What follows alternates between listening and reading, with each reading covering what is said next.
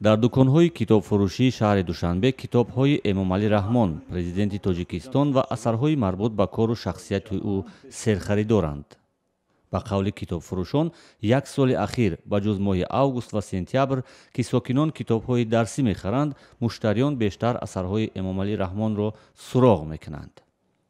абуалӣ умарзода, китобдори маркази фурӯши ошиёни дониш, ҳамарӯза аз китобҳои таърихӣ то 10 адад мефурӯшад ки аксарашон китобҳои раҳмонанд. масалан китобҳое ҳастанд ки инҳо аслан қимати инҳо аз 40-50 сомонӣ боло ҳастанд. китобҳое ки ман ба шумо нишон додам иборат аз 10 ҷилд ҳастанд. масалан сар мешавад аз китоби дар бораи корҳое ки пешвои миллат муҳтарам эмомалӣ раҳмон карданд, ҳамчун наҷотбахши миллат. ин аз рақам дорад, аз ҷилди 1 то 10 аст. харидорони аслии китобҳои президент дар маркази китобфурӯшии ошиёни дониш омӯзгорон, донишҷӯён ва мансабдорон ҳастанд.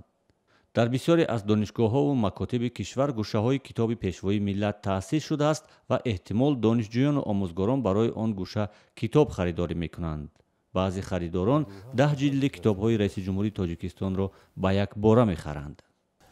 мисол ман таваҷҷӯҳам зиёд аст ба ин хотир ки ман 10 ҷилди мақолаҳои роҳбари давлатро дорам ки барои ман хеле зарур аст барои дуруст истифода бурдан воқеаҳои таърихиро. албатта шахсоне ҳастанд ки мансабдорам бошанд ё дар идораҳои давлатӣ кору фаъолият кунанд ё дар идораҳои хусусӣ кору фаъолият кунанд. шахсоне ҳастанд ки китобро хариданашро дӯст медоранд, не ки истифода бурданашро чандон дӯст намедоранд.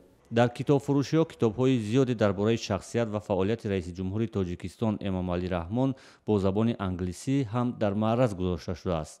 харидорони аслии ин китобҳо хориҷиён, махсусан сайёҳон буданд.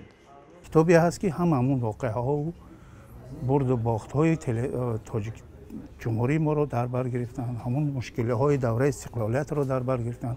харидану хондани китобҳои раиси ҷумҳурии тоҷикистон ва овардани иқтибос аз он барои мансабдорон далели садоқату сарсупурдагӣ ба сиясати раҳмон ба ҳисоб меравад. ҳамарӯза ин аз суҳбатҳо дар телевизиону радиоҳои давлатӣ ба мушоҳида мерасад.